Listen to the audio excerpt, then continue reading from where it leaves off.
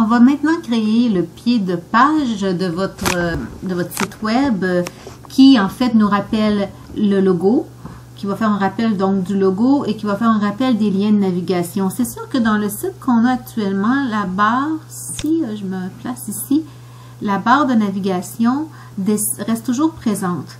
Je pense qu'on peut le modifier ça, mais même si la barre est toujours présente, la coutume ou la tradition en web, c'est qu'on a un pied de page qu'on crée aussi. Donc, on va s'en créer un. Toujours, pour pouvoir créer une nouvelle section, on se place sur la dernière qu'on a créée et on fait copier-coller. Il y a du bruit autour de chez moi parce que c'est le marathon de Montréal. Puis ma rue est bloquée. Ben, moi, c'est ça. C'est à 2 pas de la maison. Fait que si vous entendez des gens applaudir ou de la musique, c'est ça. Et donc, section. Et puis là, n'oubliez pas, quand vous êtes dans votre navigation, vous pouvez. Là, présentement, je suis sur la section initiale, pas sur celle que j'ai copiée. Si je transforme celle-là, mon pied de page va se retrouver à l'avant-dernière section. Fait que il faut que j'aille me cliquer sur la bonne section, pour ne pas me tromper. Je vais lui donner une classe tout de suite. Là, on va se débarrasser de la section nous joindre. Ça ne sera pas cette section-là. Fait qu'on va l'enlever. Et on va plutôt mettre pied de page. Et voilà. Donc, ça va nous aider à ne pas nous mêler. Donc, on est sur la section pied de page. On va enlever, vous allez enlever si vous avez des éléments, je ne sais pas qu'est-ce qu'il y avait dans la vôtre, votre dernière section, mais ça se peut qu'il y ait dans notre conteneur principal des choses comme moi ici, j'ai le titre dont je n'ai pas besoin. Alors, je clique sur le titre, je clique sur la poubelle et disparaît. On ne veut garder que le conteneur de la section principale. Alors, ouvrez-le puis débarrassez-vous de ce qu'il y a dedans. Une fois que c'est fait, vous allez, ce qu'on va faire. Donc, on a appelé notre section principale pied de page. On va retourner dessus. On va retourner dans la classe. On va aller dans le rembourrage. On n'a pas besoin d'autant de rembourrage. Ce n'est pas une section qui va être aussi grosse que les autres. Alors, on va descendre ce rembourrage-là à 15. OK? En haut et en bas. OK?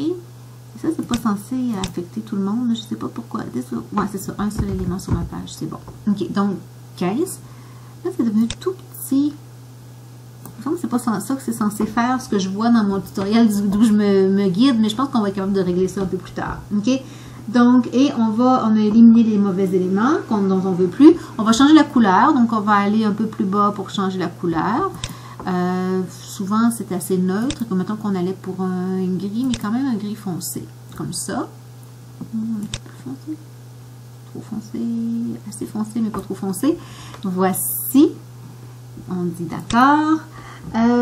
Et là, dans notre section principale, il faut retrouver notre conteneur. Et là, je ne le trouve plus, fait que je vais m'en aller dans la navigation, me cliquer directement dessus.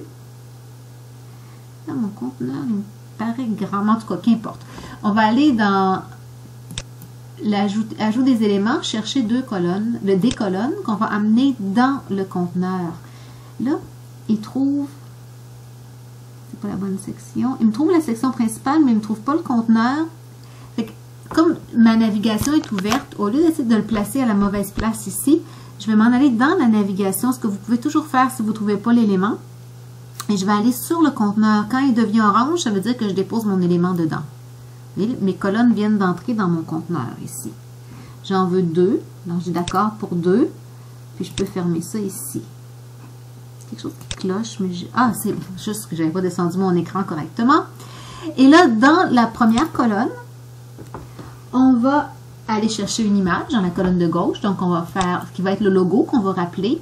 Donc, on va aller chercher image dans médias, image, on clique, on amène dans la colonne 1. Il faut que ce soit clairement écrit colonne 1. Et on va aller télécharger l'image qui sera notre logo. On va dire ouvrir. Qui est pas mal gros, hein. Si on regarde ici, c'est vraiment trop gros. On va le limiter en hauteur à, je vais essayer 150 pixels.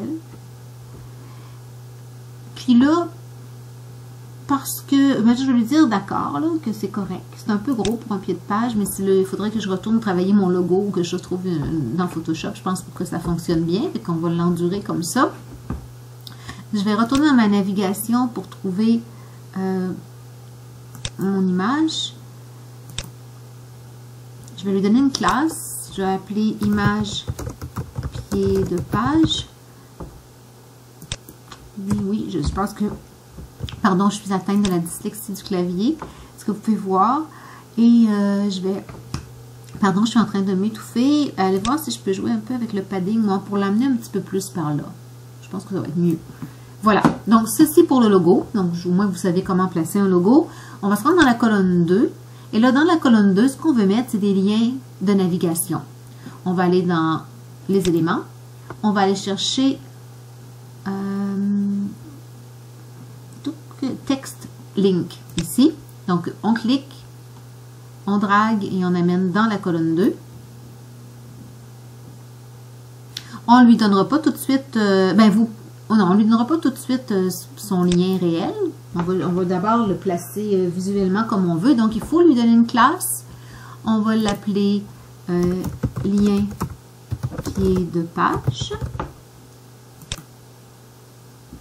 Après lui avoir donné une classe, on va lui donner une couleur. Donc, on va aller dans la typographie, chercher une couleur. Moi, je vais vouloir que ce soit un gris pâle. Mettons comme ça. Donc, d'accord. Je voudrais éliminer le soulignement si j'aime pas tellement ça. Il faut cliquer sur le petit X ici pour dire pas de soulignement. Je voudrais le faire flotter vers la droite. Il faut remonter un peu plus haut dans le float, puis aller à flotter vers la droite. Et après, pour le ramener plus vers le milieu, je vais ajuster mon padding ici au bas, d'en haut en bas à 8 pixels. Bon, vu que mon logo est grand, dans ce cas-ci, ça va être plus que 8 pixels. Peut-être, c'est ça, plutôt 60. Et puis, une quinzaine de pixels comme ça. Par ici, mais aussi par ici. Donc ici, je vais juste cliquer là, faire la même chose des deux côtés. Il me semble qu'il y a encore quelque chose qui cloche dans ce qu'on me proposait, mais ouais, ça ne donne pas exactement ce que je voudrais. Oh oui, c'est ça, c'est juste que il va être ici là, quand même, mon lien. Il sera pas, il va paraître comme ça, il va juste paraître comme il est présentement, fait que c'est correct, il va paraître dans le milieu. Fait que ça, c'est bon. Ce qu'on peut faire maintenant, ça serait aussi de lui ajouter un état pour que quand on passe la souris dessus, donc hover, il change de couleur. Et je vais aller pour ça décider de la couleur que je veux. Mais en fait, quand on va passer par-dessus, moi, je vais vouloir qu'il devienne blanc. Et voilà. Donc, quand on passe la souris, il va passer... Là, si on retourne dans juste état normal, quel que soit votre état normal, eh bien, il est gris. Puis quand on passe la souris dessus, il devient blanc. Okay? On avait 1, 2, 3, on a 4 liens de navigation. Donc, on va copier ça. Assurons-nous qu'on est sur le lien pied de page, CTRL-copier, CTRL-V, CTRL-V, CTRL-V. Et on va aller cliquer sur chacun pour leur donner le nom qui convient. Donc, le premier s'appelle Accueil.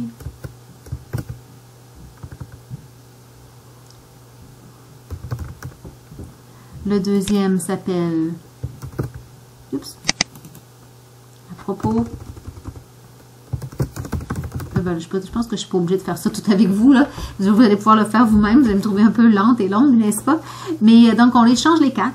Puis après ça, comme je vous ai montré la semaine dernière, vous allez les rendre actifs en allant, vous vous rappelleriez où, là, je me semble que c'est ici, c'est ça, ici, je crois. En tout cas, les rendre actifs pour qu'ils s'en aillent dans la bonne section. Mais je peux vous le remontrer parce que supposons que je m'en vais à Accueil, puis que je m'en vais ici, puis que je m'en vais dans section, une différente section, ben, je peux choisir une section. Ils sont déjà là, on les avait déjà mis. Fait que moi, je veux que Accueil m'emmène à En tête. Alors, je choisis En tête. Et à partir de là, quand je vais cliquer ici, il va m'amener à En tête. Donc, si je m'en allais sur mon site, puis que je clique sur Accueil, il me ramène à En tête. Alors, voilà pour le pied de page que vous pourrez terminer sur votre propre site pour avoir un petit pied de page élégant, comme plus beau que le mien, n'est-ce pas? Voilà, merci de votre patience à m'écouter si longtemps.